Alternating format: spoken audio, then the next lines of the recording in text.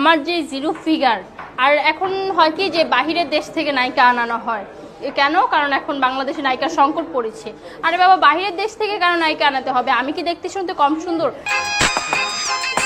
আমার তো একদম জিরো ফিগার, আমি তো একদম বাহিরের নায়িকাদের থেকে কোনো অংশে কম না। আজকে আমি কই আছি জানেন? আমার জামাইয়ের কোলে আছি, কোলে।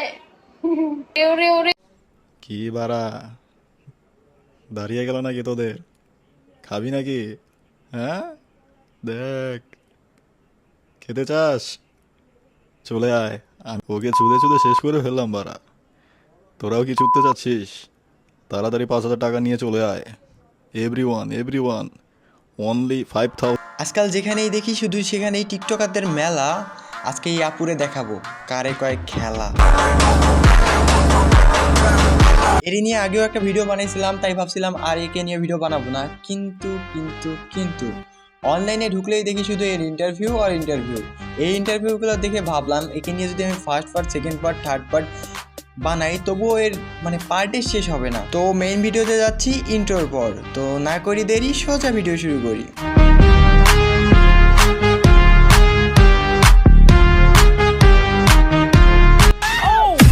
হেই গাইস, আসসালামু আলাইকুম, this is Atik and welcome to advance army. তো কেমন আছো তোমরা? বরাবরের মতো নতুন একটি ভিডিও নিয়ে হাজির হলাম। গাইস, তোমরা হয়তো বা অনেকেই জানো, আবার অনেকেই জানো না। এই মেয়েটার সাথে যে ছেলেটাকে দেখলা, যে ভাইয়াটাকে দেখলা, সে হচ্ছে, আর এদের পরিচয়টা কিভাবে হয় মেবি আমি এরই একটা ইন্টারভিউতে দেখছিলাম।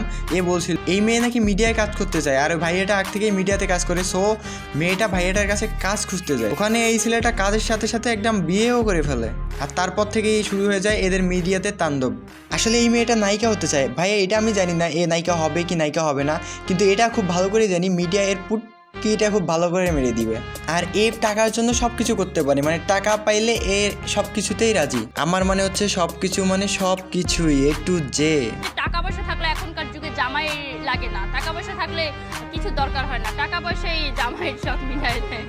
হ্যাঁ ঠিক বলছো, একদম ঠিক বলছো আমাদের খান কি আপা। আরে ভাই, এ তো সানি লিওনের থেকে তুমি এর থেকে বেশি কি এক্সপেক্ট করতে চাও ভাই?